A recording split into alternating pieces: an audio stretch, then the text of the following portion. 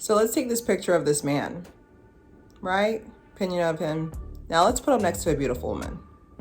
Yeah, your opinion changed. Now you're thinking, how did he get this woman? So today's episode, we're going to be talking about pretty privilege proximity, about the pros and the cons. So stay tuned.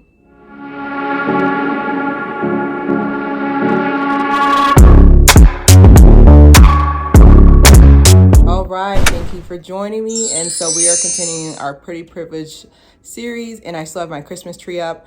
So today is episode 7. Today's about proximity to pretty privilege. Now, I came up with this episode because of the fact that I saw there's a particular pattern that even if the woman could be toxic, the woman could be toxic, or, you know, like they could just be a bad person, and y'all will still give a man credit as long as he's next to a beautiful woman. Like literally, like your whole view of him, because your main mindset is how did he get him. So we're going to go over several examples, and we're going to get to the nitty gritty of it. So, I would say a couple examples I personally have had where when you're going out with friends, it's like either you get a decline of invitation or you get an actual invitation. So I've had several times where I literally was told verbatim, I don't want to go out with you because I don't want to have to compete. Or I've been told, oh yeah, Claire, you should come out with us, because they know I'll get them free drinks. They know I'll get them free club entry. Another episode, right?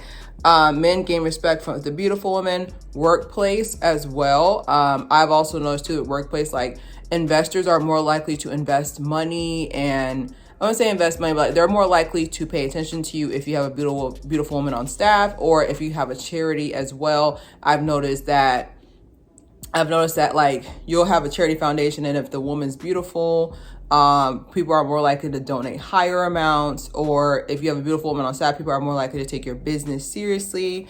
I also have people over exaggerate, people who you have encountered in the past, whether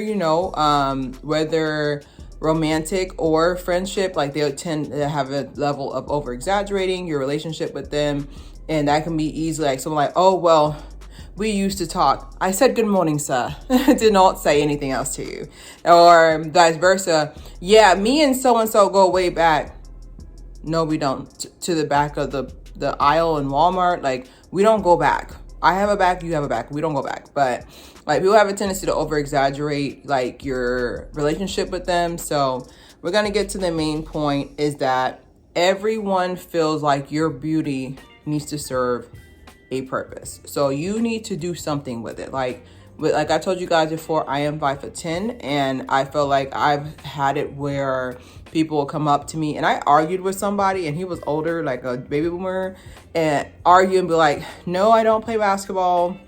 Not coordinated enough for that. I don't play basketball. But it's kind of like they're just like, you're tall. You need to be doing something with it. You're beautiful. You need to be using it for something. You need to be using it for me. So in that aspect, it does psychologically wear on the person who has the pretty privilege, because it's just like, can I keep up with this? Like now I'm known as the free drink girl. Now I'm known as the easy access in the club girl. What if I'm bloated today? What if I gain weight? What if I get wrinkles? Like then you have that psychological warfare on yourself where you're just like, okay, well, can I keep up with this? Can I, like, if after this, is my service here done? I also have does anybody really like me? You know, I've definitely had that aspect as well, where I was just like, are people, like, it's in the back of my head, like everybody knows, like it's like in the back of your head, like that thought, but like you have that thought in the back of your head of like, are people friends with me, or are they friends with what I can do? And then the consequences as well is just that when you say no and say, hey, no, I don't want to flirt with the guard. Is this a Princess Tower? No, I don't want to flirt with the security guard. No, I don't want to come out to the club today so you can get free drinks, or so you can have extra entrance to VIP or easy VIP access. Like then they turn on you. I've had aspects where I'm just like, hey, I'm just not feeling it tonight. I don't feel like going out. And they turn on you. And that's why I said too, like pretty privilege also has a dark side, which I can definitely say if you don't use it, they definitely will get mad at you. So we're going to go into the dark side, AKA resentment. I think the first thing I would say is the hardest part, the dark side of pretty privilege proximity is that like comparison. So especially men, no offense to y'all, okay? I like to hold both genders accountable, but y'all men, when it comes to a woman who's attractive, y'all are relentless. I got to give y'all props on that. Y'all are relentless. Like, y'all really do not care. Like, y'all will literally be like, hey girl, is that someone attractive?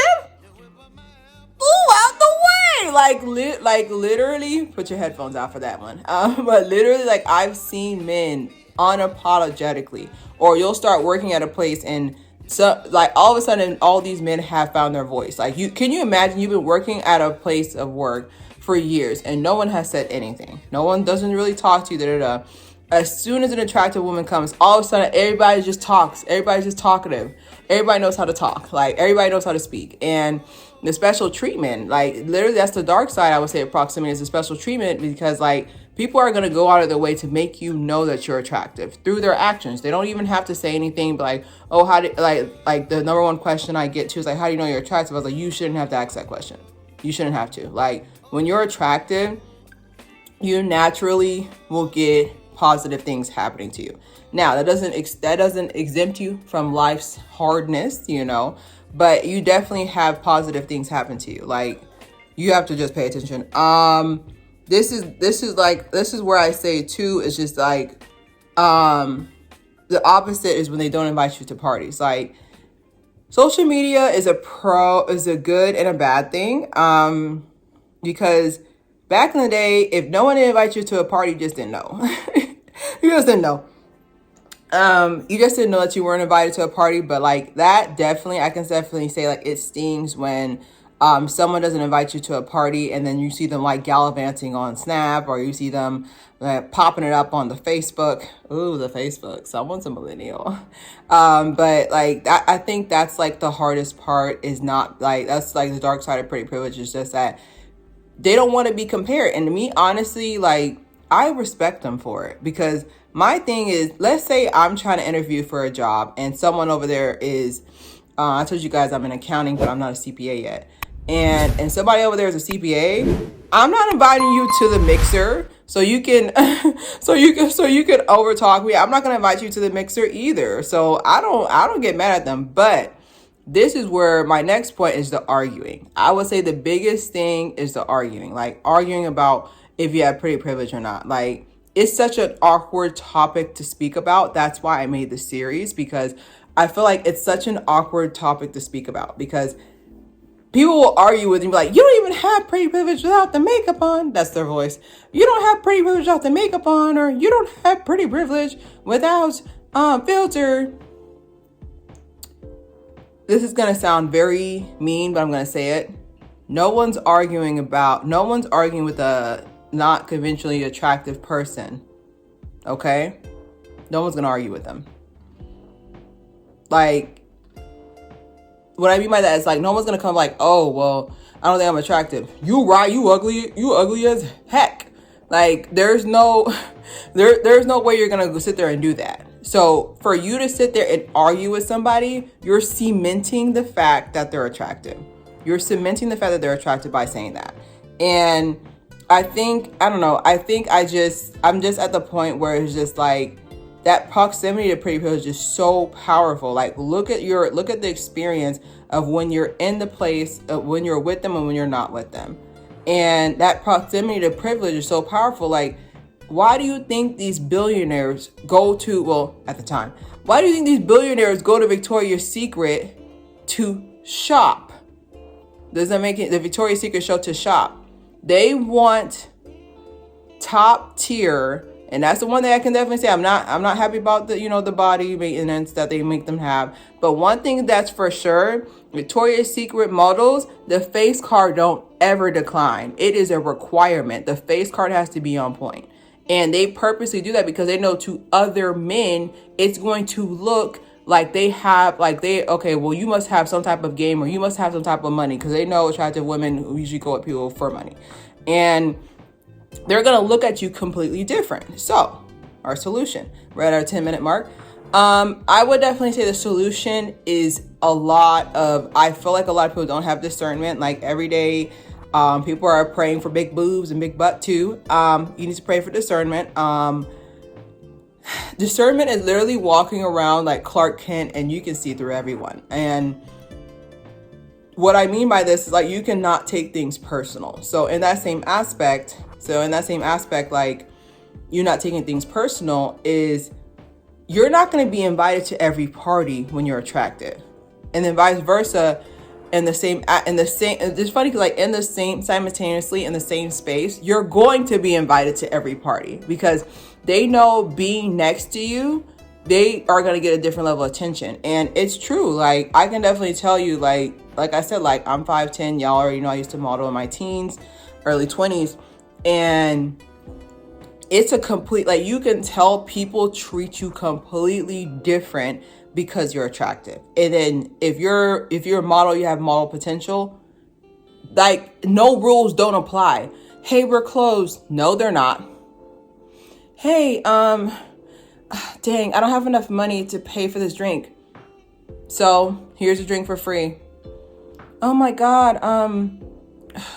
Crap. I think I left my license in the car. Doesn't matter. Like you're literally like, it's like a special menu, like literally like being in a special menu when you have that proximity. So as a friend, I'm just doing from their perspective. Cause like I said, in psychology, which I have a psychology degree, in psychology, the number one perspective is to be able to think from somebody else's perspective. So I'm thinking as if somebody who's attractive and you're basically in their orbit, like I'm just thinking their mindset, either one, it's a good thing. It's like, okay, when I'm with this person, I'm about to get everything for free and this and other, or two, is just like, dang, like I wanted that guy or girl. Hey, I wanted that guy, I wanted that girl, or, oh, I wanted that opportunity, or, you know, like, oh, I didn't really want a lot of attention today. Cause like I said, like, I still remember, like I told you guys before, like I went with my friend in Orlando and, we were walking downtown and I had blonde hair. Y'all know blonde hair. Some reason blonde hair, people love the blonde hair. I'm just like, y'all are so fake. I had blonde hair and everywhere we went, like people married or not, everywhere we went. And she was like, I feel like everybody's looking at you. I was like, they are. Like, it's not a cockiness. It's more, I'm 33. All right. So it's not a cockiness. It's more like, I know what time it is. They're looking at me. I know they're going to look at me. Like, I know that. Like, I know that. Like, it's not like a cocky thing because people are like, oh, she thinks she's all there. I was like, listen, there's some days when I look bummy. But like, I know they're going to look at me. At the end of the day, like I fit a certain level of, I fit into a subgroup that they find attractive, tall, slim. It don't even matter what color hair you have, tall, slim, they're going to look at you. Okay. And I feel like they're going to look at you. And like, I feel like it's just that proximity. Like she was cool because she's also stunning as well. But just imagine someone who wasn't as chameleon as attractive. They would probably feel some type of way like, dang, like, I don't even want to walk with this person. I'm not walking behind this person. I'm not standing next to this person. And like in that same aspect, that's why I said, like, you really got to understand from that solution that I have is that just be conscientious discernment and really feel the situation out and see if this is something that you want to keep doing. So my next solution is, it's okay if you don't want to invite your attractive friend. Like I said, the CPA example, but it's also okay to be honest with your friend. And you don't want to hurt anybody's feelings, but I really feel like in 2024, like we need to stand on what we know works. If when your model friend is in there, you get a lot of attention, you're trying to get a man or blah, blah, blah, just say, hey, like, you know, but this takes a level of conscientiousness, but like, just be like, hey, you know, we're going out today. I'll have to catch you at the next event. Like, or, hey, you know, like, you know, you do tend to take a lot of attention away. I can't invite you to this. And I don't think that would hurt. That wouldn't hurt my feelings. I know how I look like. That wouldn't hurt my feelings. I just feel like just be more honest, but definitely proximity to pretty privilege is literally like walking around with someone with a black card. And that would That's why I thank you for subscribe and share. It's Claire here.